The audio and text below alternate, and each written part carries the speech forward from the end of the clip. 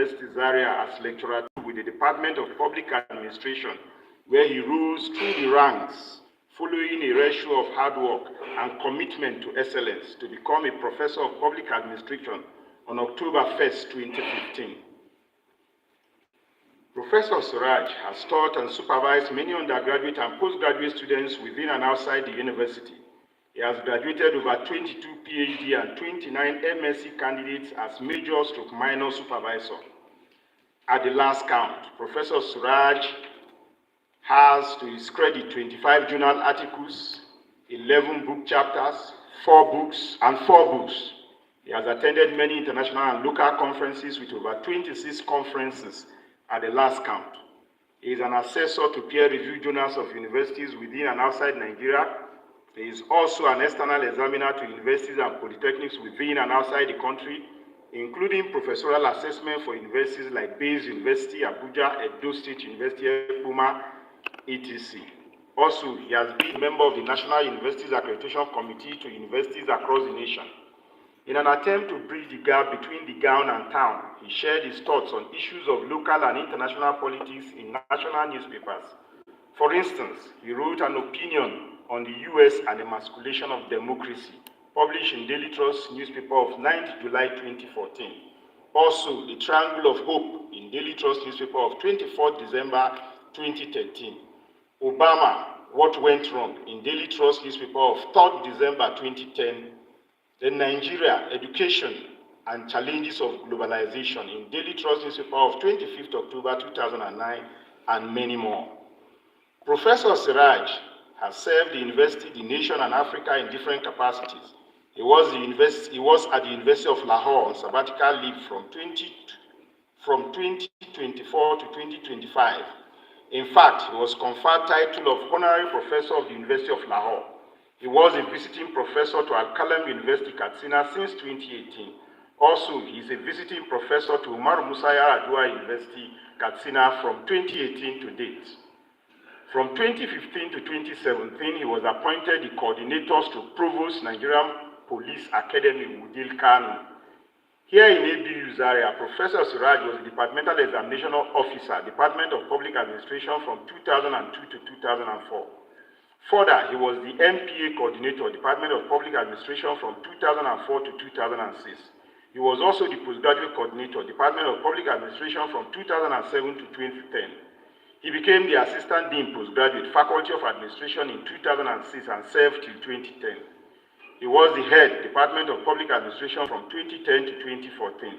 He was a member of the Governing Board Institute of Administration from 2012 to 2014, and also a member of the Governing Board Directorate of University Advancement from 2012 to 2014. He was elected the Dean Faculty of Administration and he served from 2012 to 2014. He was the Editor-in-Chief, ABU Journal of Public Administration, Department of Public Administration from 2012 to 2014. He was also the Dean Faculty of Social and Management Sciences, Bauchi State University, Gadao from 2014 to 2015 when he was on sabbatical leave to the university. He was appointed the Deputy Director, Institute of Administration, Ahmadu Bello University, Zaria in 2020. He was appointed the Chairman, Finance and General Purpose Committee at Ahmadu Bello University Hotels from 2020 to 2024. At the same time, he was appointed Chairman, Institute of Administration Committee on Training and Consultancy from 2020 to 2024. He was the Chairman, Anti-Corruption and Transparency Monitoring Unit at Ahmadu Bello University, Zaria from 2020 to 2024.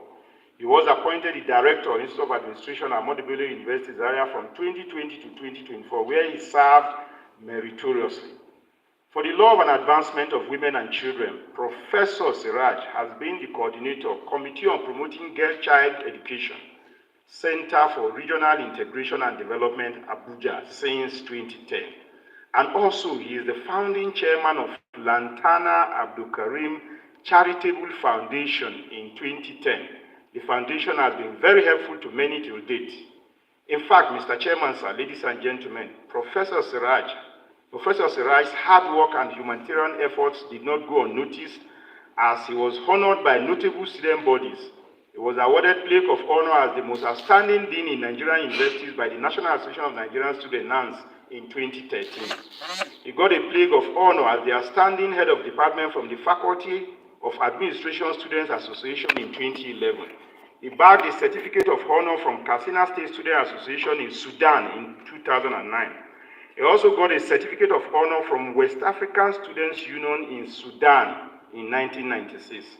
Professor Siraj is a member of different professional bodies, notably member Certified Financial Analyst since 2015, Fellow, Institute of Corporate Administration of Nigeria since 2014. He has been a third Fellow of the Chartered Institute of Administration since 2013.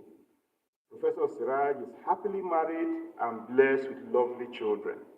The Vice Chancellor, sir, principal officers here present, deans, directors, professors, distinguished guests, members of the university community here present, members of the press, our greatest and ever dynamic students, ladies and gentlemen, please join me to welcome our inaugural lecturer, Professor Siraj Barau Abdul Karim.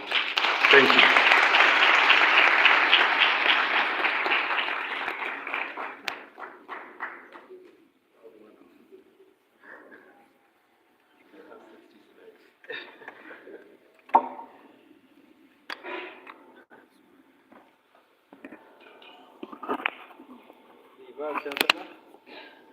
Ably represented by the Provost, College of Medical Sciences, Professor M.S. Shehu,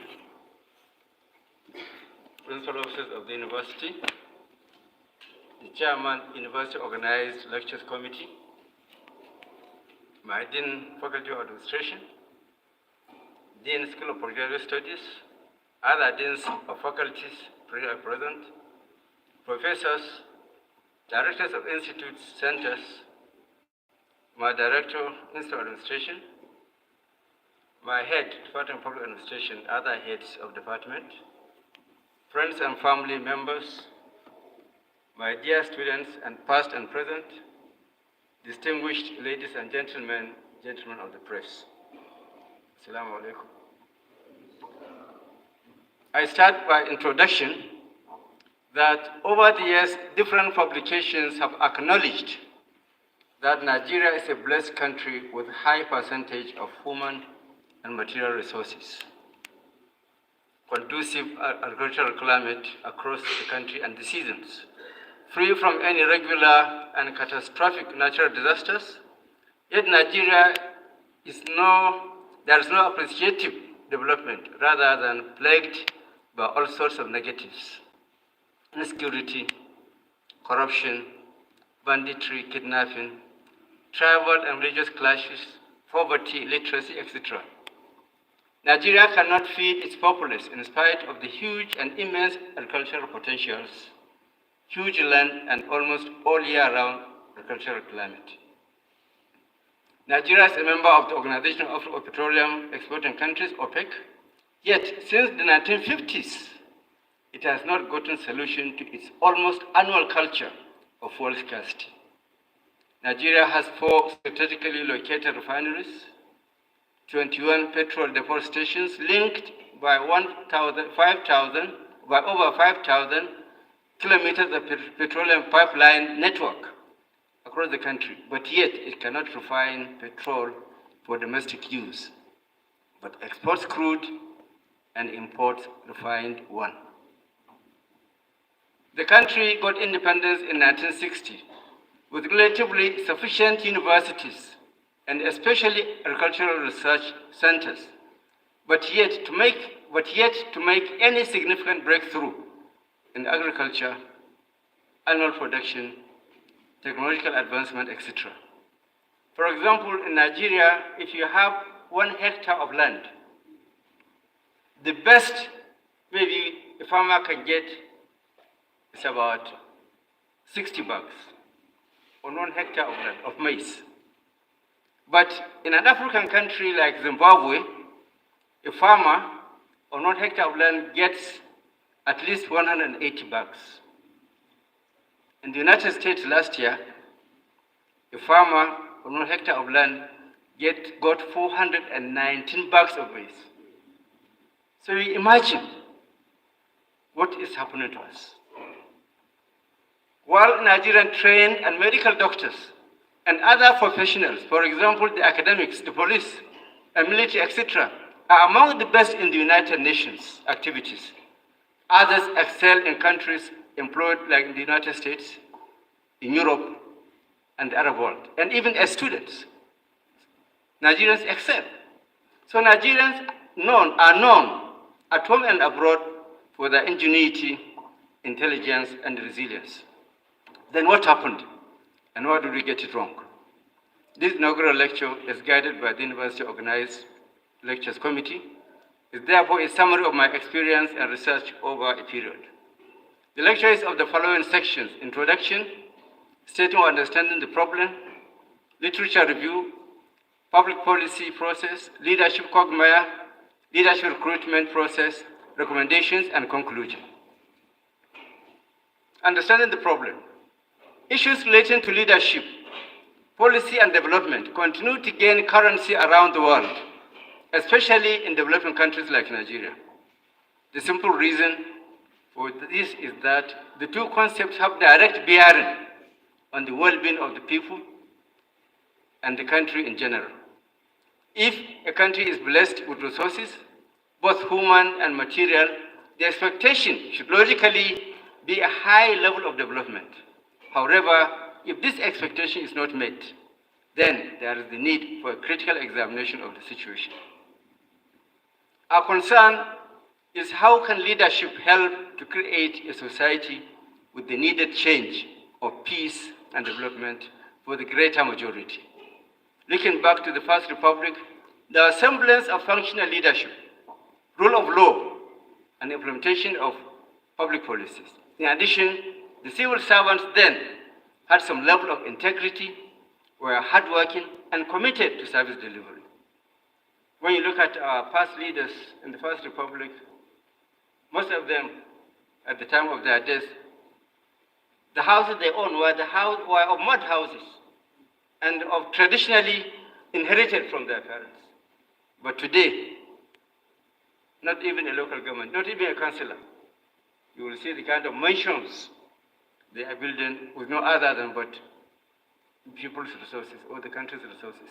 Leadership is widely acknowledged as a critical factor influencing the success of organizations, institutions, and nations. Numerous studies have shown a strong correlation between effective leadership and good financial and organizational outcomes. The success or failure of organizations or nations hinges more on leadership excellence. Our publications and others have noted that the trajectory of many nations is closely linked to the quality of their leadership rather than mineral resources. There was a study on about 7 Arab countries, 4 with oil, 3 without oil. And at the end of the day, it became clear that the countries that had no oil were more developed. They were more developed. I was in Jordan, for example. That country had no oil. That country had no water. That country had no mineral. In fact, they rely on snow to harvest the water they are going to drink or they are going to use for their farms. Sometimes if they don't have water, they borrow water from Israel. But you can never go into any hotel or any tap. You will open it and there was no water. The traffic was conducive, everything conducive, the atmosphere, the services, their products of high quality. So you see that it's not a matter of oil that helps nations, but is the leadership that will transform that country. We are going to see that later. The democracy that is now in place since 1999 would have provided opportunity for Nigeria to develop functional leadership. But as it is being practiced by the politicians, it does not seem to offer solution to electing credible leadership as of now. The degeneration of leadership increase in corruption and loss of values seemed only to be on the increase. Thus the decay in public policy, the other imperative. We'll see the link later. We could recall quite recently, the chairman of the Economic, Financial and Crimes Commission, EFCC, was saying if only 50% of budgets, of annual budgets, 50% of annual budgets were implemented in Nigeria, Nigeria would have been different. And budget is an aspect of public policy. So you begin to wonder, 50%, Nigeria would have been different. But here we are today. However, in Nigeria, under the last 24 years in particular, we have witnessed more collapse of values, such as integrity, honesty, transparency, accountability, responsible leadership at individual, institutional, and national levels. As the outcome of many years of study and research, the lecture attempts to offer profound solutions to having credible leadership and proactive public policies to arrest the decay and move on to peace and development in Nigeria. Conceptual definition. The importance and inevitableness of leadership could be seen in its need at all levels of human endeavor: family, group, organization, community, state or nation. In fact, even at individual level, there's issues of leadership at individual level. Broadly, leadership is a process of influencing the activities of individual or group towards the achievement of organizational goals. However important as leadership is, it can be done in a particular environment. Policy, it does preventing or mitigating public problem and or providing public interest. Public policy can be reactive or proactive. And if a public policy is reactive, it's characterized by corruption and lack of good service. Because it's like a fire brigade. You cannot even monitor or assess what is going on. And unfortunately, civil servants prefer the reactive form of public policy. Well, there is the proactive, which preempts anything harmful or provides anything needed ahead of time. And that saves money, is more effective, and almost corrupt-free. But they don't want that kind of system. Imperative here is used in a hypothetical sense, thus as a principle stating the action required to attain a desired goal, or some duty that is essential and urgent, that requires attention or action. Peace is seen not only as the absence of conflict or war, but also free of to meet socio-economic needs for a holistic and balanced life in freedom to satisfy personal needs and wants such as food, shelter, health, education, justice, etc.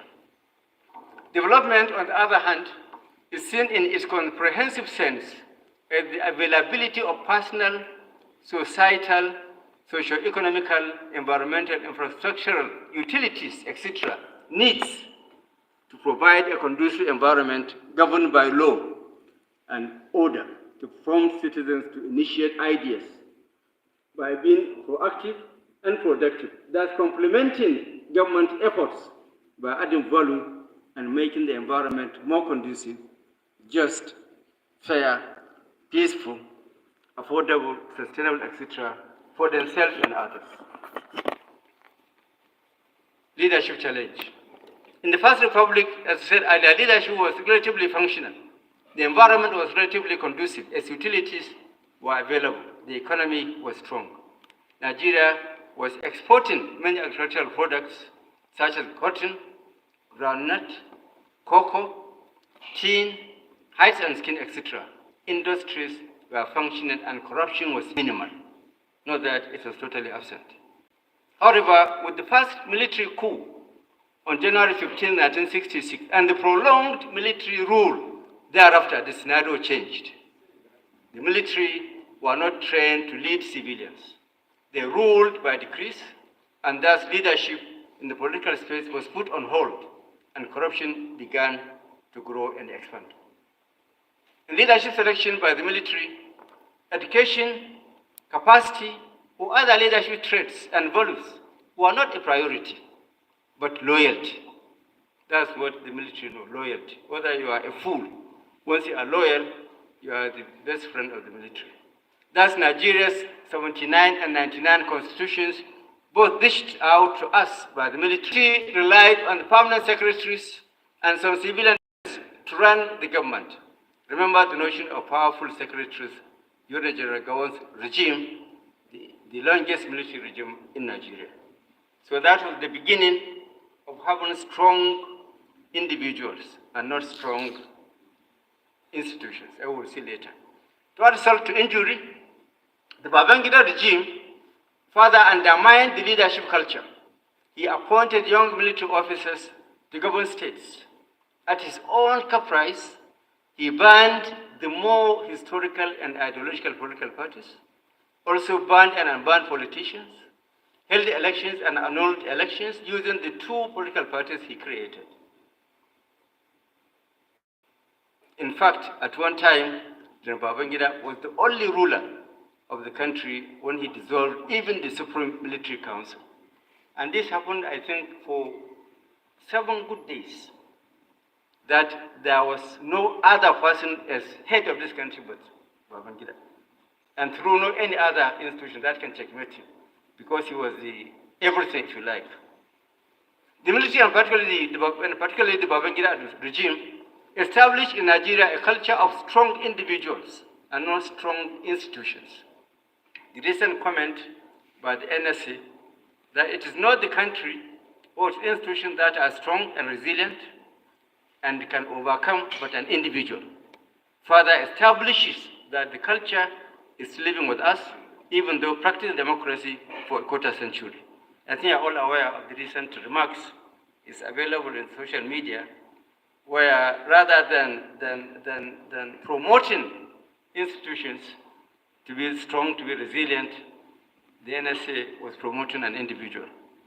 And that further establishes that our political class believe only in strong individuals and not strong institutions. It is therefore not surprising Nigeria's security agencies, particularly the police, protect more of individuals with power and not the oppressed ones.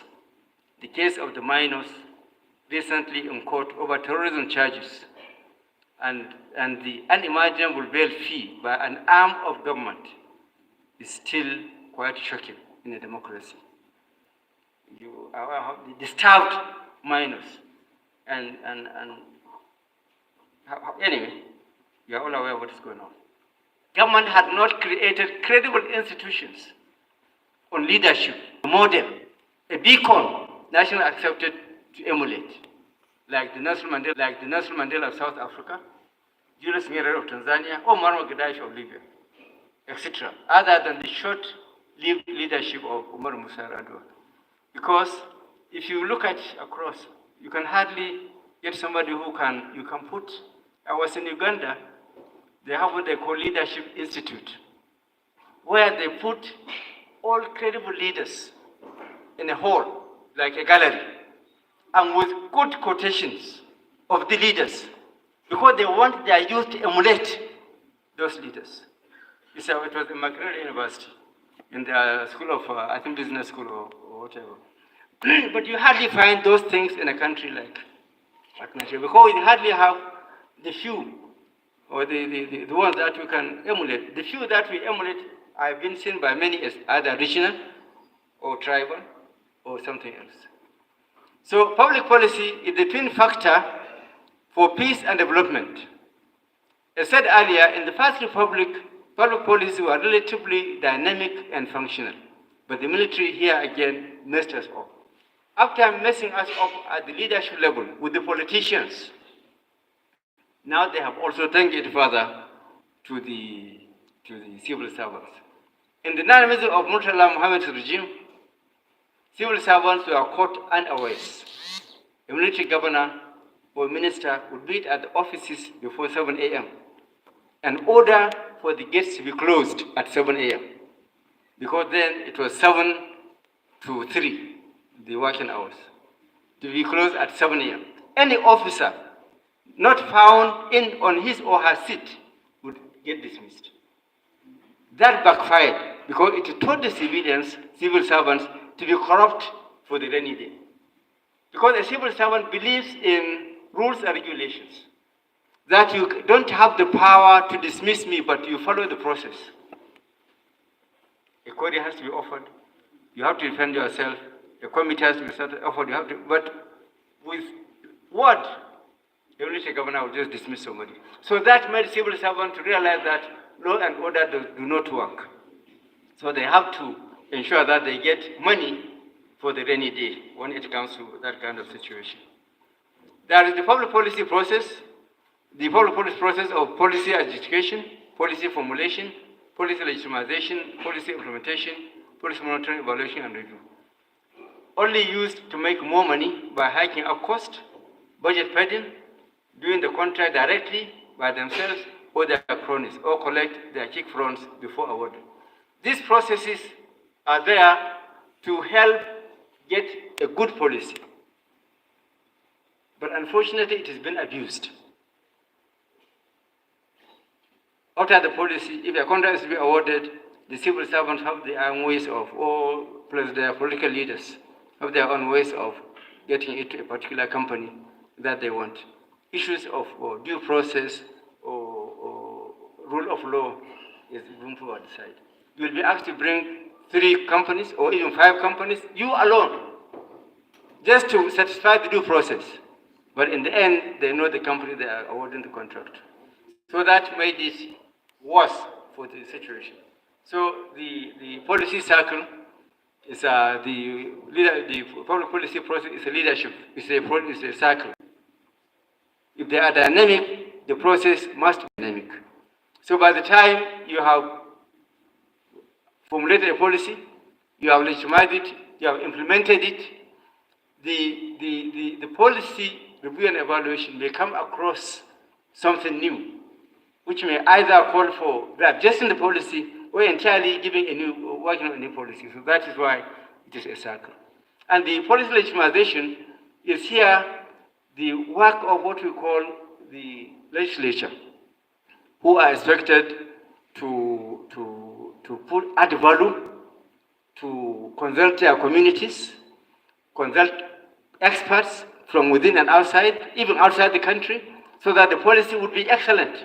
But unfortunately, all that has been abused.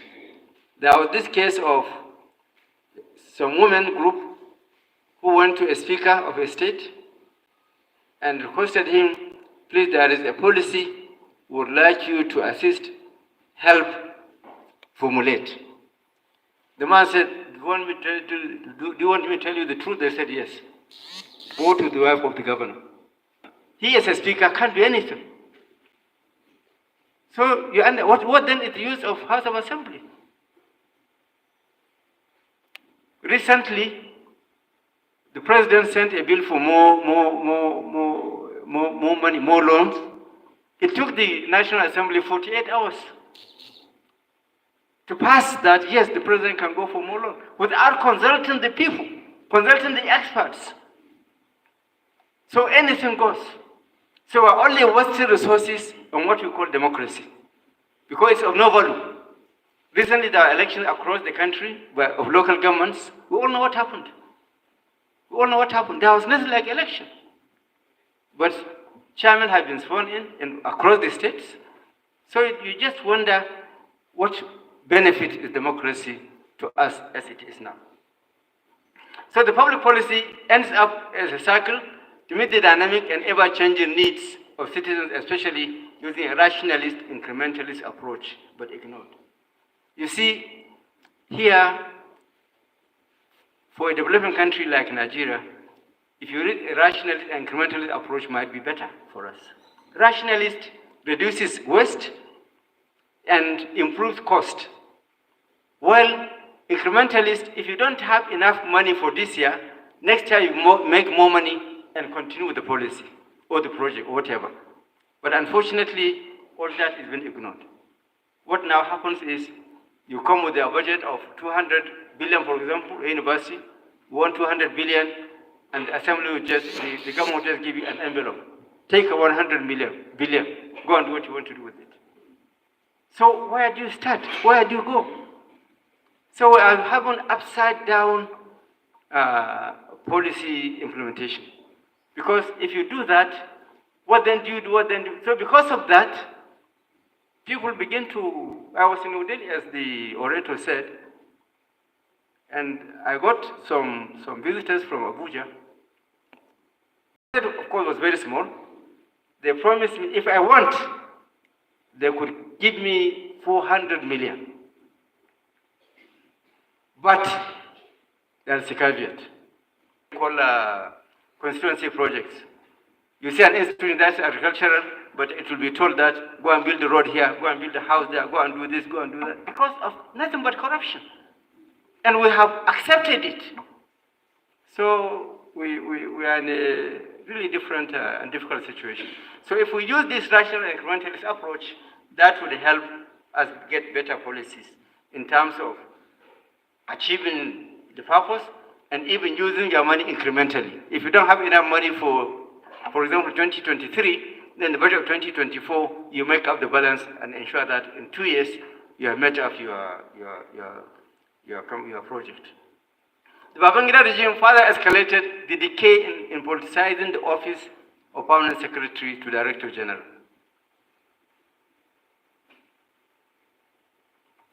The feeling of no permanency made the civil servants to amass as much as they could for safe landing or to be comfortable for the rest of their lives. Thus, an elite culture of corruption was established.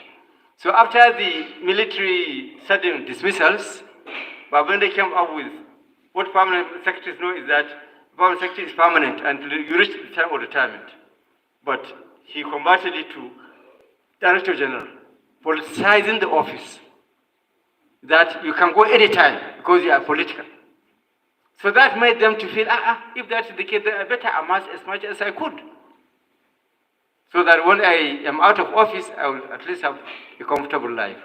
And that further established corruption in the civil service. The regime also promoted a culture that gradually crept in, that you are only important when you have money.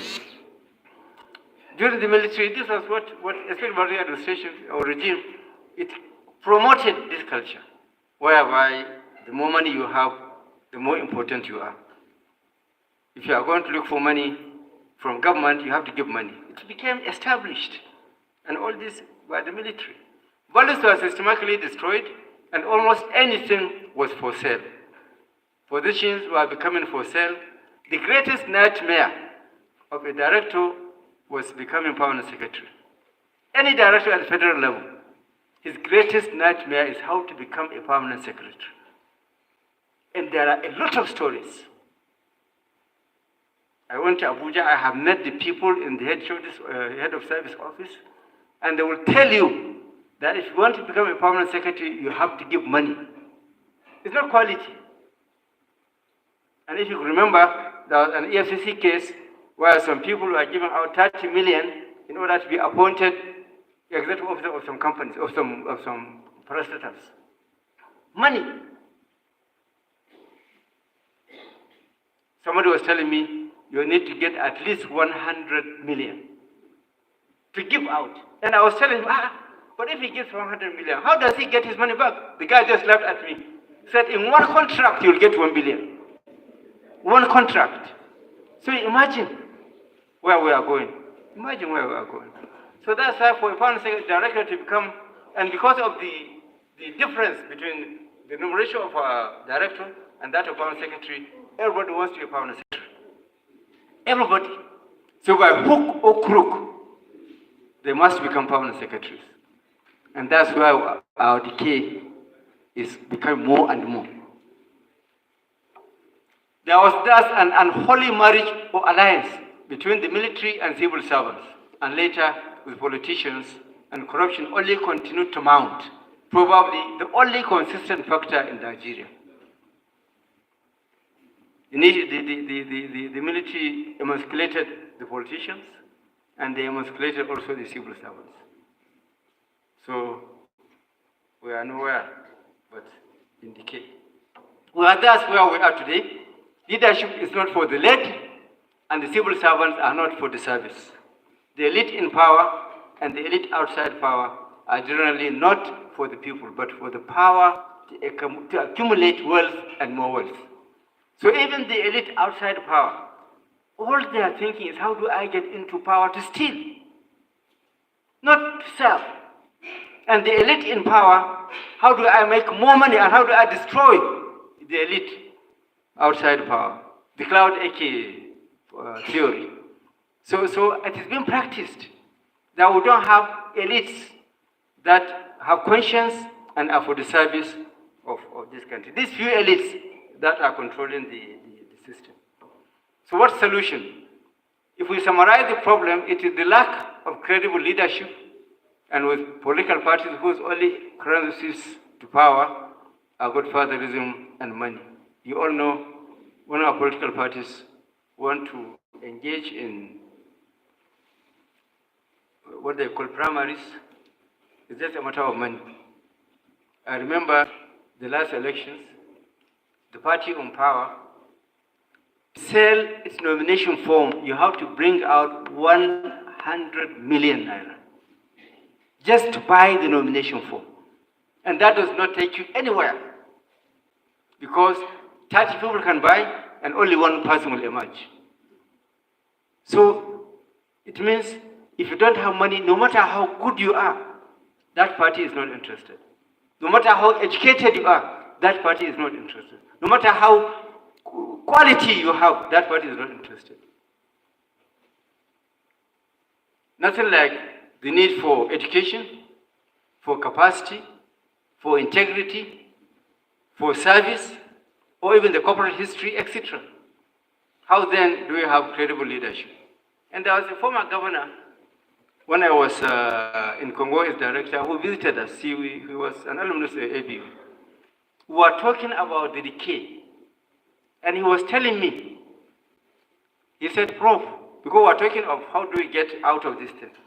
He said, Prof, for a governor to think of contesting the office of governorship must be ready to spend 50 billion naira. Well, I cannot believe it. He must be ready to spend, what he said is, to be taken seriously, he must be ready to spend 50 billion naira. Everything is for sale. Everything is for sale. So first of all, from my research and experience, Nigeria needs transformational leadership, but not in name, in practice. There are different types of leadership, but for me, I prefer to promote transformational kind of leadership. Transformational leader is one who influences the activities of individuals or groups towards achieving organizational goals. Uses systematic way to understand the followers' developmental needs, appreciates them, inspires them, and carries them along in the journey to transform them and the organization. The TL changes the mind and hearts of the followers to enlarge their vision, insight, and understanding, and to make them perform beyond their perceived capabilities and achieve remarkable results. For a transformational leader, he is part of the people. He is part of the people. He works with the people. TL promotes and fosters company culture, empathy, accountability, confidence, inclusiveness, transparency, teamwork, motivation, and selflessness. These are some of the values of a transformational leader. The TL believes in a democratic environment and works with others like the legislature, the judiciary, within the rule of law and for the people. That is the focus of transformational leader. Anybody, no matter your position, you must use it for the people. Once it is against the people, then it's not going to, that transformational leader will not accept it. And I think that those are the kind of leaders we are looking for. So I was thinking, how do we get this transformational leadership? How do we try and create the conscious, woke up the conscience of Nigerians that they can do it, that they have the power to do it. And I was thinking out of the box that Nigeria has credible and people-oriented trade unions, such as the Academic Staff Union of Universities, ASU, Senior Staff Association of Nigerian Universities, SANU, Nigerian University of Teachers, NUT, Nigerian Medical Association, NBA, Nigerian Bar Association, NBA, Nigerian Union of Journalists, Nigerian Union of Congress, TUC, and whatever, and a host of others that must use the democratic rights of association and free speech to develop a framework and strategy for positive change of leadership. We can't just leave it alone. And there was this good writing of one of the illustrious sons of this university, Dr. Yusuf Bala Usman, who said, academics must not sit on the fence, but must work out what will bring solution to the problems we are encountering. So, however, governments are perfect in divide and rule tactics to break trade unions or oppositions, and also not meeting needs. Thus, the framework and strategy must be movemental and knowledge-based. That framework or strategy must, as much as possible, be movemental. The government of no other than Buhari, whose hopes and aspirations of Nigerians were at their highest when he became president, brought in Dr. Chris Nwabuze Ngege as Minister of Labor and Employment, not to meet unions' demands, but to break them. We're all witnesses of that. And that is the highest level of irresponsibleness and irresponsibility. The bigger picture, that solution, changing dysfunctional leadership and a transformation to a transformational leader or functional one, provides greater benefits for Nigeria, Africa, and the globe. A transformational leader can further look at some other 19 areas discussed in the paper from our publications over the years that can further prompt rapid socio-economic development in Nigeria. In the paper, there are some 19 areas which we provided, maybe from some of our papers, that can be useful to help prompt peace and development in Nigeria. In conclusion, from our over 20 years of teaching and research in public administration and particularly public policy, this lecture attempted to review Nigeria's predicament due to essentially leadership deficit and the non-proactiveness of public policies to counter corruption, promote and propel peace and development. The situation led Nigeria to witness different types of conflicts, excruciating and exhilarating poverty and non-development in spite of the country's abundant human, material, and natural resources. We are all aware, maybe most of us are urban people, but those of us that go to the villages, you shed tears for this country. There are almost, in the villages, 90% of people who could not eat 2 square meals. In fact, 1 square meal, because of difficulty of feeding, of banditry, of insecurity, so many negatives. And yet, our people at the top do not seem to be concerned or aware.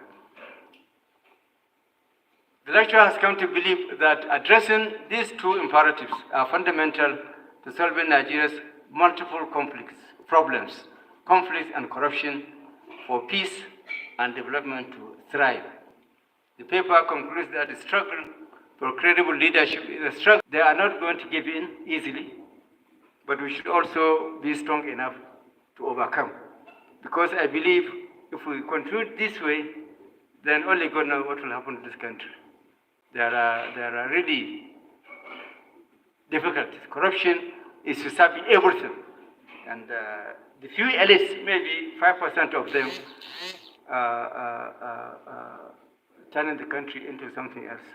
And I believe Nigeria has good people who are corrupt-free, who are hardworking, many of them are there, across all professions. So I think it is time they begin to use the democratic situation to get something better for Nigeria. So this lecture challenges credible and enlightened trade unions.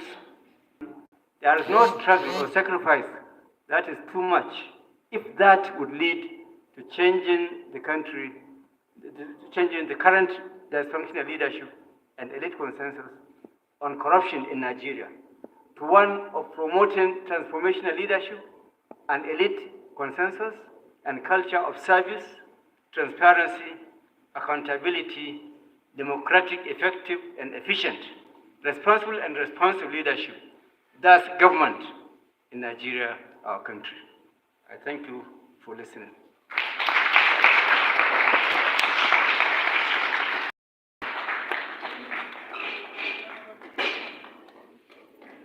Thank you very much. Anytime the problem of Nigeria's leadership is discussed, you always hear corruption. You begin to wonder whether we are the safe haven of corruption. I hope that one day our children will see always corruption. May God help us out. Next, quickly, let me invite the Vice Chancellor, the Chairman of the occasion, ably represented by the Provost College of Medical Sciences, Professor M.S. Shehu, for his closing remark and presentation of plaque. Provost, sir.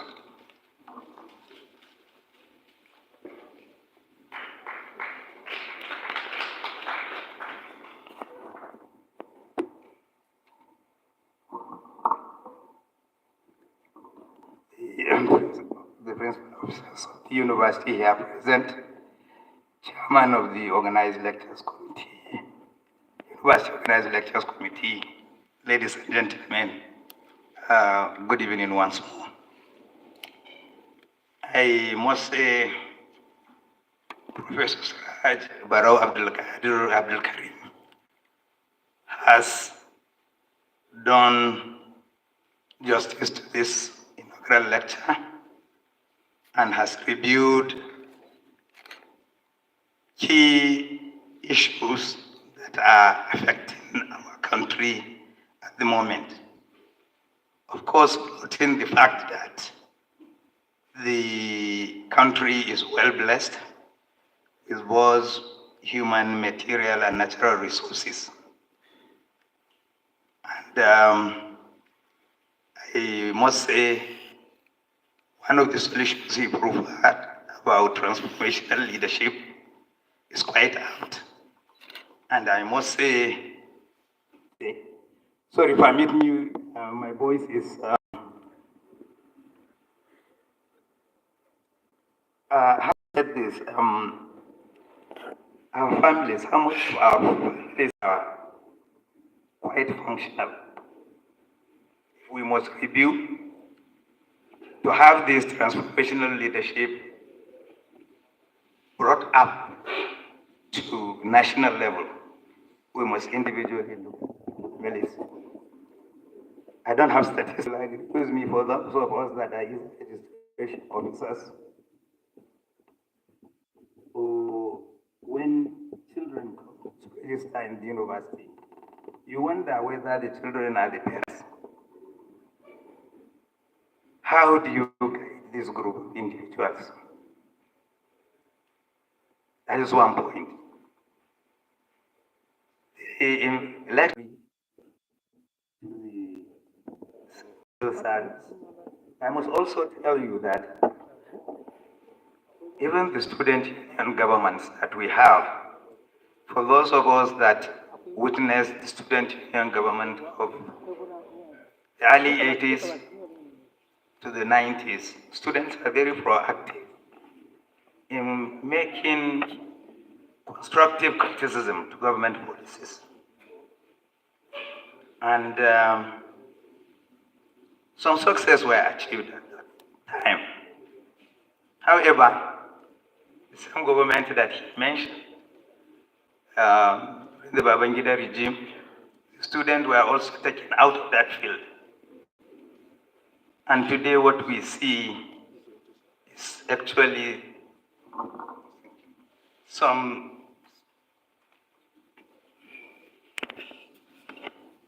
Thank you, sir.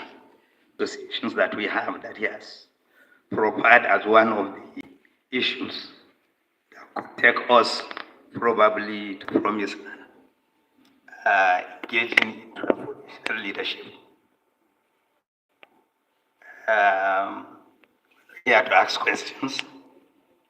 But we are in the same society where we are being plagued with hunger and other issues. But God willing, I'm sure if we make up our mind, as he said, there is no sacrifice that is too much to bring transformational changes in our society. I'm sure those group of people that we mentioned should key in and do the best that we can to uplift the society. We also need to call on all of us to either support those leaders that we identified, that we see that have vision for transformation, to join the various groups he mentioned, or even to join the political class.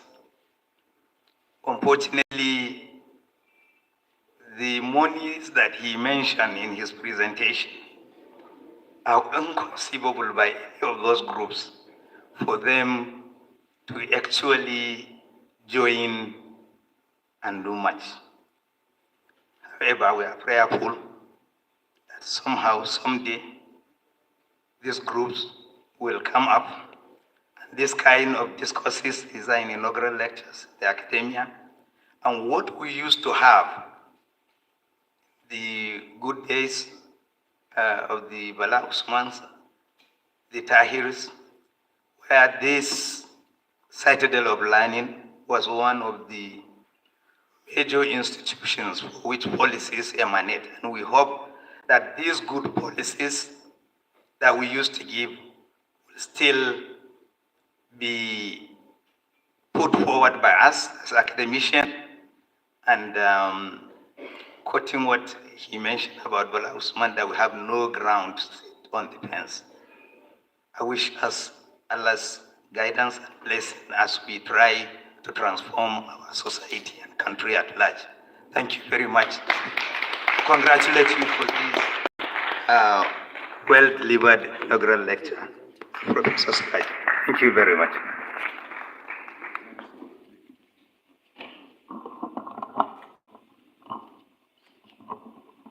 I don't know whether...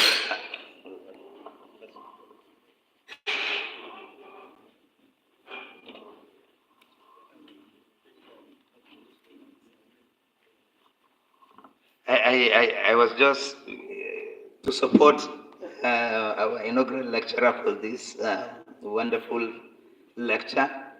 If because of his family that are here can come and join Professor Sraj for this well-delivered inaugural lecture.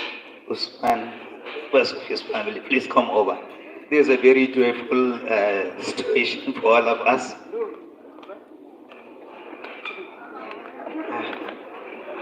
He said there are many, and I could see transformational leadership at the family level. Thank you, Prof. On behalf of the Vice Chancellor, Professor Kabiru, I presented a word of honor presented to an inaugural lecture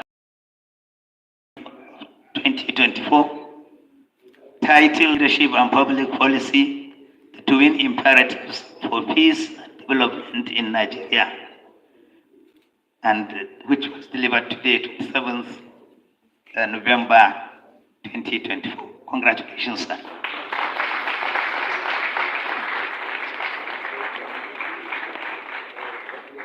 Thank you very much. Thank you. Yes.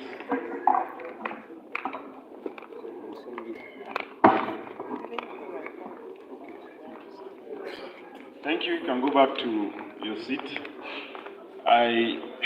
Ladies and gentlemen, I hope the inaugural lecturer will permit me to share this little information. As the tradition of the citation, we usually ask the family of the inaugural lecturer to stand up for recognition. But in this case, the inaugural lecturer said, please don't ask my family to stand. I think it speaks for itself, what we have seen here now. A transformational leader, you may say. Thank you very much, the representative of the chairman of the occasion, the vice chancellor, the Provost College of Medical Sciences, Professor M.S. Shehu. Quickly, let us go to the vote of thanks. Let me invite the Dean of Faculty of Administration for the vote of thanks. Dean, sir.